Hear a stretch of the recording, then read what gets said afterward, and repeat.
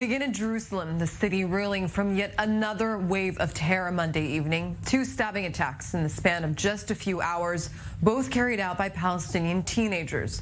A border policeman, Sergeant Asir Sawad, was killed in a stabbing attack at the checkpoint to the Shuafat refugee camp.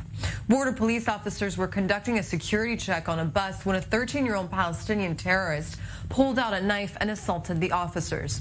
Israeli security forces fired at the man and arrested him. One of the officers was critically wounded after being stabbed and hit by shots fired by a civilian security guard who shot at the terrorist. Despite resuscitation efforts at the scene, the officer succumbed to his wounds later in the evening.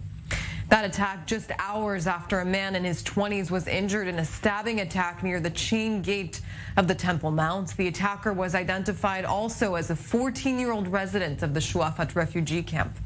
Clashes reportedly erupted in the camp as police forces detained his parents and his brother. Joining me in studio is Rafael Yerushalmi, security analyst and former IDF senior intelligence officer. Rafael, thank you very much for joining me today. I want to ask you, these attackers are so young, 13 and 14, children essentially. I understand they're being influenced to carry out these attacks by social media. How can intelligence agencies monitor TikTok and other social media apps to prevent attacks like these from happening again? Well, the day before yesterday, there was a meeting in the security cabinet, and one of the major measures that was adopted is to reinforce the surveillance and the action against cyber criminality and the propaganda on the social networks. Of late, the Hamas has launched a campaign aimed specifically at 13 and 14-year-old Palestinians.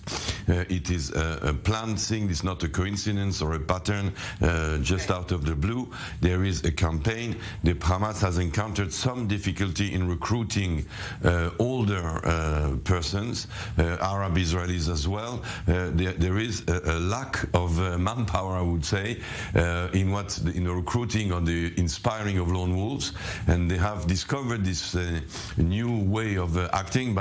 It had happened in the past where we had one wave of knife attacks performed by young people. So the Hamas is back to that, and it's also centering its efforts on East Jerusalem. So for that, of course, there is a unit in the police that has just now been reinforced to double with this problem on the social networks. Of course, today, the greatest enemy is TikTok. TikTok is become a weapon used already by the Lions Den in Nablus at the time, used by the Jenin Brigade, and TikTok is the exact weapon to attract youngsters with what we all know is called the copycat effect. But the copycat effect becomes tenfold when it is all over the social network. There is peer pressure by the kids of the same age. The Hamas are calling these kids heroes, martyrs. Some of the families are radicalized in extremist families, encouraging their own kids to be heroes and martyrs. There is no magic wand, there is no magic formula to counteract this kind of wave of terror.